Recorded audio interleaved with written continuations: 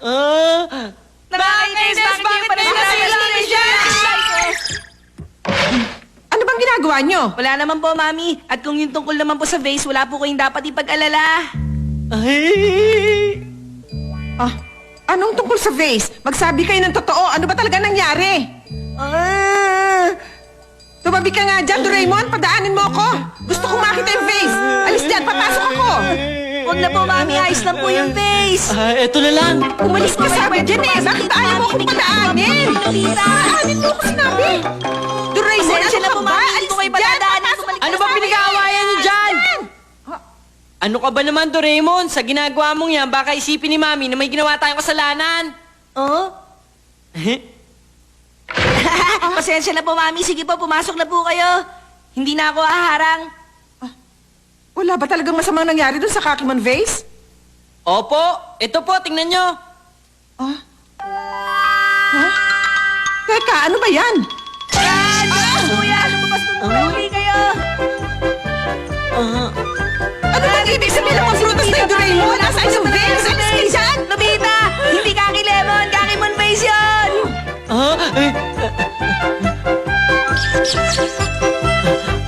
Gusto kong makita yung vase! Ha? Ano, may nangyari po ba sa base? Ah, wala naman. Ang akala ko kasi nabasag nyo. Ay, grabe. Napakaganda talaga ng face na ito, no? Ay, huwag niyo na akong bibiruin ng ganun, ha? Kinabahan ako doon. Ay, mabuti na lang naisip mong gamitin ng graffiti pen.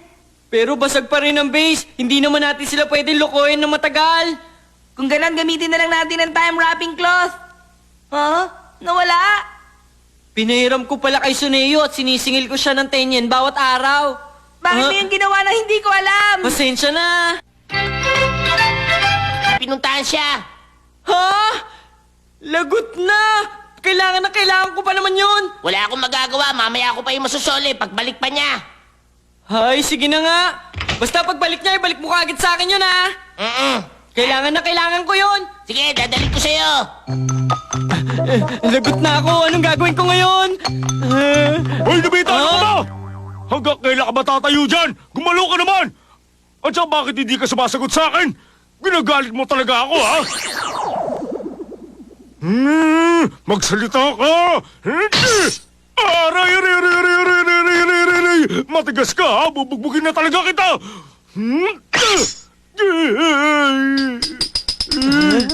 Kailan ka ba naging ganyang katigas? Ito talaga, ha? Aray! Aray, aray, aray, aray, aray ko! Kumusta, Nobita? Pasensya na, may kailangan pa akong gawin. Talagang ginagalit mo ako, ha? Ay, aray ko, aray ko, aray ko, aray ko, aray! Dalawa si Nobita? Paano? Uwi na ako. Kailangan magawan ko ng paraan yung base. Ayan, sa wakas tapos na ako mamalansya. Eh, kung punasan ko na lang kaya mo na yung vase.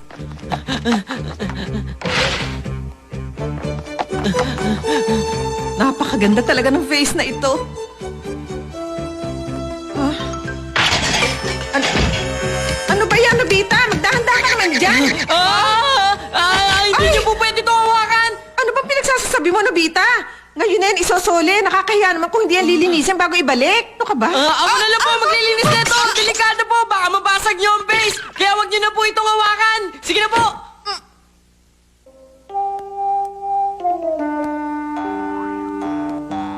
Lagot na talaga ako.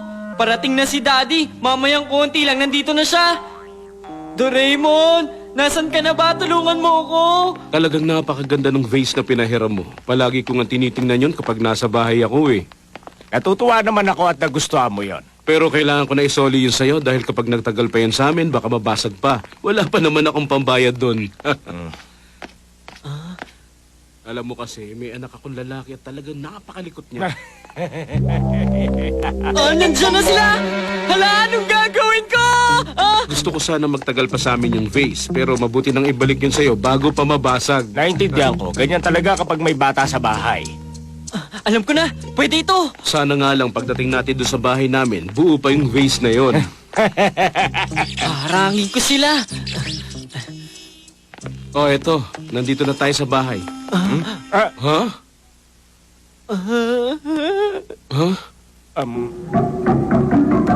Nagkamali lang pala ako. Akala ko bahay na namin. Ay, grabe. Sarili kong bahay, nalimutan Oo ko. nga, tumatanda ka na.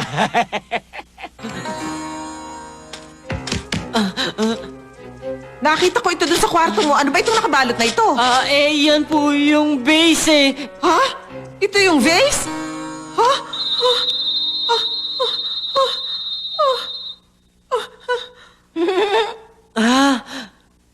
Ano po ba yan nakabalot na yan? Buksan niyo naman po yan. Gusto kong makita.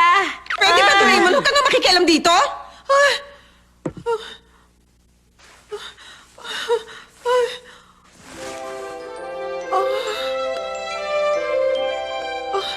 Hindi nabasag ang vase.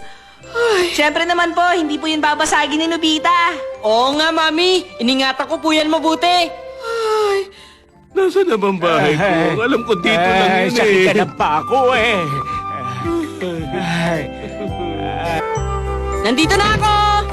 Nandito na ako, Doraemon! Welcome home. Ano ba naman to?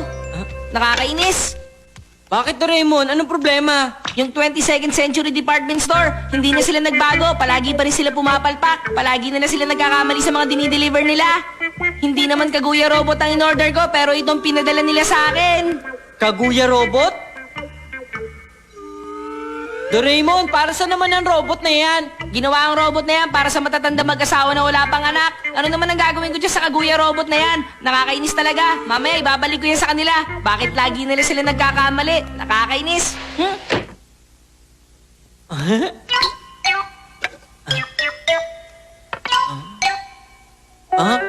Ano ito? Mga hakbang sa paggawa ng Kaguya Robot. Una, kunin ang capsule na may lamang artificial cell at makakagawa ka ng robot na kamukha ng tao. Pangalawa, itanim ang capsule sa puno ng kawayan. Pagkalipas ng isang araw, mabubuo ang katawan. Pangatlo, ilabas ito sa kawayan at magkakaroon ka ng isang batang babae na kasing laki ng tao. Ang capsule na ito magiging batang babae? May mga kawayan sa likod ng school namin. Okay na siguro dito. Paano ko kaya ito ipapasok dito? Aba, hinigop ng kawayan ng capsule!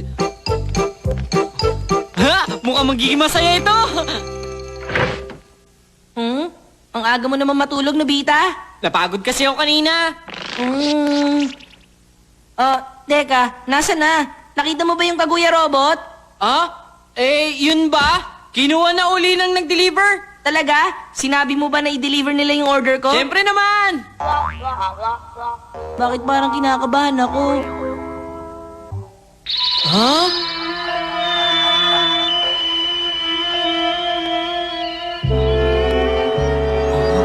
Ang galing! Umiilaw pa!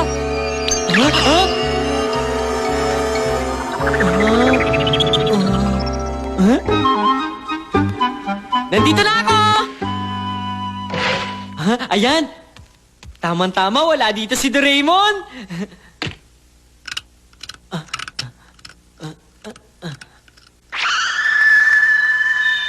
Ay! Pasensya na! Wala akong panahon magpaliwanag. Bayran muna ako ng damit mo! Wow! Ang cute niya! Kaguya, pwede ba kita maging kaibigan? Oo raw, napakamasunurin niya! Kahit saan ko siya tignan, parang totoong babae siya. Kakain din kaya siya ng merienda?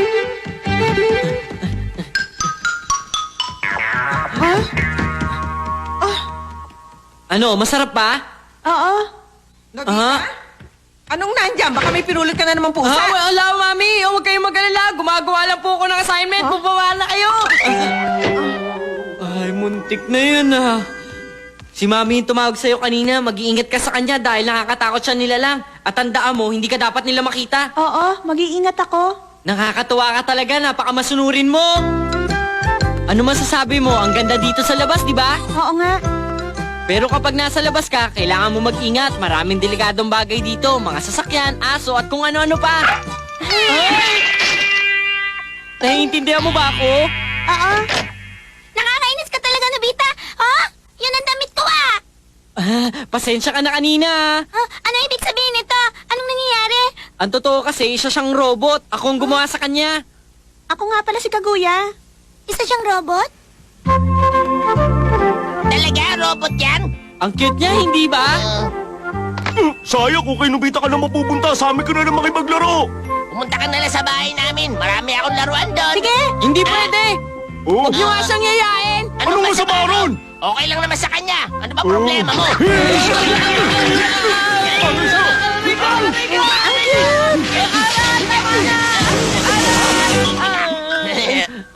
Hindi ako papayag na suluhin mo siya. Huwag mo naman siyang ipagdamot, Nobita.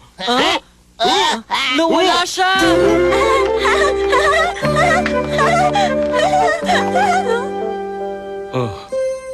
Anong pangalan mo, Binibini? Kaguya? Pwede bang malaman kung saan ka nakatira at kung sinong mga magulang mo? Lumayo ka sa kanya, Kaguya! Robot ko po siya. Ako lang may karapatan sa kanya. Robot. Sorry na, Doraemon. Walang kwenta, sorry mo. Gumawa ka na naman ng isang bagay na hindi mo na nag-isip kung anong pwede mangyari. Kahit robot siya, wala pa rin siya pinagkaiba sa tao. Ano nang gagawin mo sa kanya ngayon? Anong gagawin? Kailangan maibalik na kagad natin siya sa palpak na 22nd Century Department Store na yon. Bakit naman? Basta isoli mo siya. Bakit? Kaya mo ba siyang palakihin mag-isa? Sa tingin mo ba magiging masaya siya sa'yo?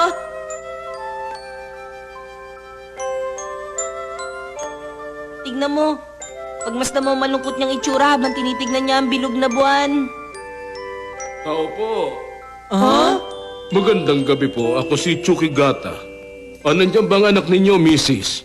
Opo. Kayo yung matanda kanina. Nagulat ako nung makita ko si Kaguya. Bigla kong naalala ang anak ko dahil kamukhang kamukha ni Kaguya ang anak kong babaeng 15 taon nang patay. Wala akong pakialam kahit robot siya. Palalakihin ko siyang parang tunay kong anak. Gusto kong ampunin si Kaguya. Pakiusap. Pumayag na kayo. Magiging masaya ka, Kaguya. Oo. Maraming salamat sa inyo. Hindi ko makakalimutan ang kabutihan ninyo. Bye-bye, Kaguya. Mamimiss ka namin. Babay din sa'yo, Nobita. Paalam. Bye-bye!